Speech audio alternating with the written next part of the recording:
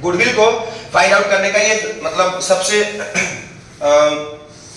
कम समय में सीखने का तरीका है। देखिए सबसे पहले आप सीख चुके हैं, इसके लिए आपको क्या इसके लिए ये मानना होगा कि आपको गुडविल पढ़ाया गया, आप पढ़ चुके हैं। क्योंकि आप तीनों मेथड को जब सीख लेते हैं तो आप आसानी से उसका छोटा सा रिवीजन आपके सामने पेश किया गया है। एवरेज प्रॉफिट मेथड को आप देखेंगे। सबसे पहले तो एवरेज प्रॉफिट मेथड कैसे निकलेगा, आपको एवरेज निकालने आता है। नंबर ऑफ ईयर्स जो होता है, जितना साल का प्रॉफिट दिया हुआ है उन सभी प्रॉफिट्स को एक साथ जोड़ देंगे और डिवाइड कर देंगे जितना साल दिया हुआ उतना से। ठीक है, अगर कभी लॉस भी है, जैसे मान लीजिए कि 5 साल का प्रॉफिट दिया हुआ है, 5 साल का प्रॉफिट है जिसमें से 1 साल लॉस आया है, तो 4 साल का प्रॉफिट में से उस 5वें साल का प्रॉफिट घटाकर और डिवाइड करेंगे 5 से, 4 से नहीं। ठीक है, एवरेज प्रॉफिट निकल आएगा। तो क्या लिखा है, 2 स्टेप में आप एवरेज प्रॉफिट मेथड से गुडविल निकाल सकते हैं। पहला फाइंड द एवरेज प्रॉफिट। अब एवरेज प्रॉफिट निकालना आपको आसानी से आता है, क्योंकि मैथ्स में भी आप सीखे हैं, औसत पढ़े ना, औसत एवरेज पढ़े ना आप लोग। ठीक है, ये मानकर चलता हूं। दूसरा है आपको multiply with the number of years purchase. Number of years purchase आपको मैंने बताया था कि नंबर ऑफ ईयर्स परचेज होता क्या है। बिजनेस का एक गोल्डन पीरियड होता है जो आदमी ट्रीट करता है, बिजनेसमैन ट्रीट करता है कि इस दौरान हमारा बिजनेस जो है वो सबसे ज्यादा फल फूल रहा था, उसको ट्रीट किया जाता है नंबर ऑफ ईयर्स परचेज से। अपना बेस्ट मोमेंट, अपना बेस्ट पीरियड जो होता है उसको लोग नंबर ऑफ ईयर्स परचेज बोलते हैं। गुडविल में इसका बहुत अहम योगदान होता है। आप किसी से जब भी आप सोचिए ना कि जब आप कुछ भी किसी से मुआवजे के रूप में लेना चाहते हैं तो आप सोचते हैं कि सबसे ज्यादा जो मतलब इसका रिस्पांस मिल सकता है या सबसे ज्यादा रिटर्न मिल सकता है, वहीं से हमको ये चाहिए। ठीक है, तो कुल मिला के आप मैक्सिमम पाना चाहते हैं। तो गुडविल जो है उसमें नंबर ऑफ ईयर्स परचेज का बहुत इंपॉर्टेंट रोल है कि कितना साल आपका बिजनेस, आप किस मतलब कितने साल को ट्रीट करते हैं और कौन से साल से आप गुडविल को इमेजिन करना चाहते हैं। ठीक है, पीक पे आप कब थे तो उसको नंबर ऑफ ईयर्स परचेज कहेंगे। तो एवरेज निकलने के बाद नंबर ऑफ ईयर्स परचेज से मल्टीप्लाई कर देंगे, तब जाकर के आपका गुडविल निकल आ जाएगा। ठीक है, ये पहला मेथड था एवरेज प्रॉफिट मेथड गुडविल का। सबसे साधारण तरीके से मैंने बताया, 2 स्टेप में निकालना है। पहला find the average profit. First of all you have to find the average profit. Average profit find कर लिए। एवरेज प्रॉफिट निकालने के लिए क्या करते हैं, फिर से बताइएगा। सबसे पहले जितना साल का प्रॉफिट है सबको जोड़ देंगे और तब जितना साल है नंबर ऑफ ईयर्स उसको डिवाइड कर देंगे उससे। ठीक है, ठीक है, टोटल प्रॉफिट जैसे मान लीजिए 4 साल का है, 4 साल का प्रॉफिट है तो 4 साल का प्रॉफिट को जोड़ देंगे, 10 20 30 जैसे जो भी होगा, डिवाइड कर देंगे 4 से, तो 4 एवरेज निकल आएगा।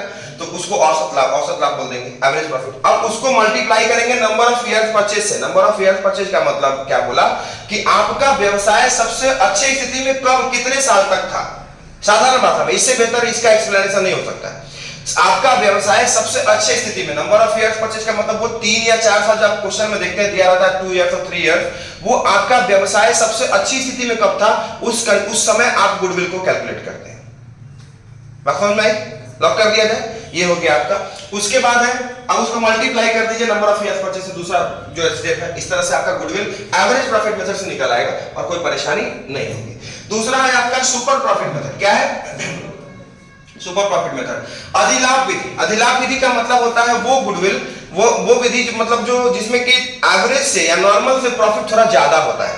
सुपर मतलब something more than the usual, usual से थोड़ा ज्यादा, यूजुअल से थोड़ा ज्यादा, जितना होना चाहिए उससे थोड़ा ज्यादा। तो यहाँ क्या लिखा हुआ है, फाइंड द एक्चुअल प्रॉफिट। सबसे पहले तो आपको एक्चुअल प्रॉफिट निकालना होगा। अब आपका जितना कैपिटल एम्प्लॉयड है, कैपिटल एम्प्लॉयड जो भी आपका है उसमें से आप मतलब उसका एक पर्टिकुलर परसेंटेज दिया रहेगा कि इतना प्रॉफिट होता है इस प्रकार के व्यवसाय में। क्वेश्चन में आपने देखा होगा। ठीक है, तो उस परसेंटेज को यूज करके आप टोटल कैपिटल एम्प्लॉयड से आप एक्चुअल प्रॉफिट निकाल सकते हैं। जैसे मान लीजिए कि 1 लाख रुपए आपका कैपिटल है। कितना है?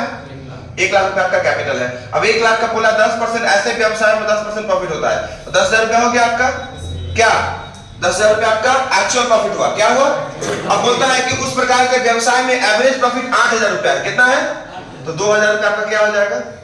सुपर प्रॉफिट हो जाएगा। क्या हो जाएगा?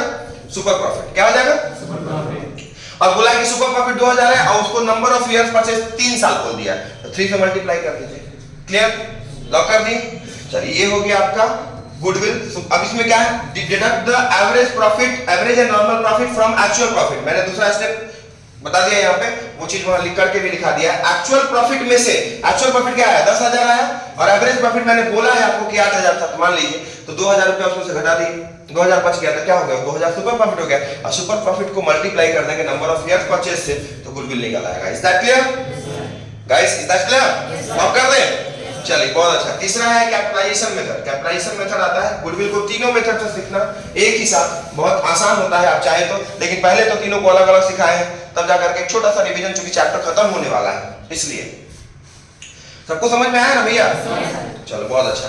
फाइंड द कैपिटलाइजेशन मेथड में क्या होता है, अभी अभी तुरंत आप सीखे हैं, आपको दिया रहेगा कैपिटलाइज्ड वैल्यू, कैपिटल एम्प्लॉयड और नॉर्मल प्रॉफिट और रेट।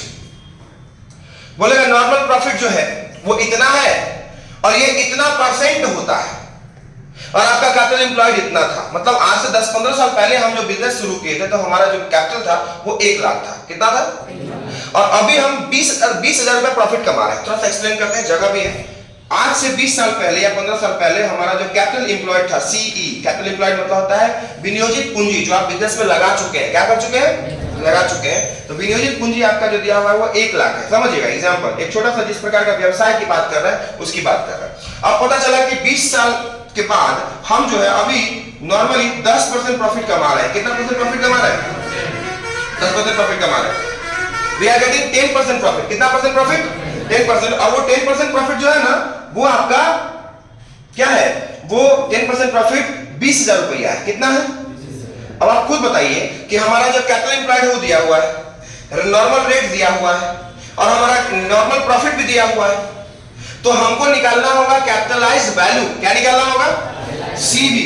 मैंने यहां लिखा है कि find the capitalised value with the details and formula. जो इंफॉर्मेशन दिया हुआ है, डिटेल दिया हुआ है, उससे आपको कैपिटलाइज्ड वैल्यू निकालना होगा। क्या निकालना होगा? Capitalised value. निकालेंगे कैपिटलाइज्ड वैल्यू सिंपली। अब आते हैं deduct the capital employed from the capitalised value. अब आपको कैपिटलाइज्ड वैल्यू कैसे निकलेगा? देखिए 20,000 रुपया आपका नॉर्मल प्रॉफिट है, into rate divided into 100 divided by rate. तो रेट 10% है, यानी कि आपका कैपिटलाइज्ड वैल्यू निकल के आएगा 2 लाख। कितना आएगा बेटा? अब 2 लाख रुपए में से 1 लाख रुपए घटा दीजिए तो गुडविल 1 लाख रुपए आ जाएगा। मतलब 10 साल में आपका जो गुडविल है वो 1 लाख रुपए का है। कितने का बेटा?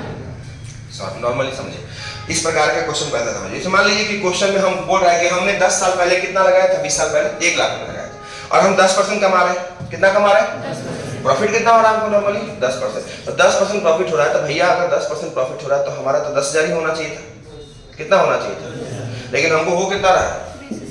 तो 20,000 रुपया तो हमारा नॉर्मल प्रॉफिट नहीं ना है, वो तो एक तरह से कम था। वो आपका हाँ नॉर्मल प्रॉफिट 20,000 रुपया है। तो अभी के हिसाब से कैपिटल कितना होगा? अगर 20,000 नॉर्मल प्रॉफिट है तो कैपिटल कितना होगा? कैपिटलाइज्ड वैल्यू होगा अभी के हिसाब से 2 लाख रुपया। कितना?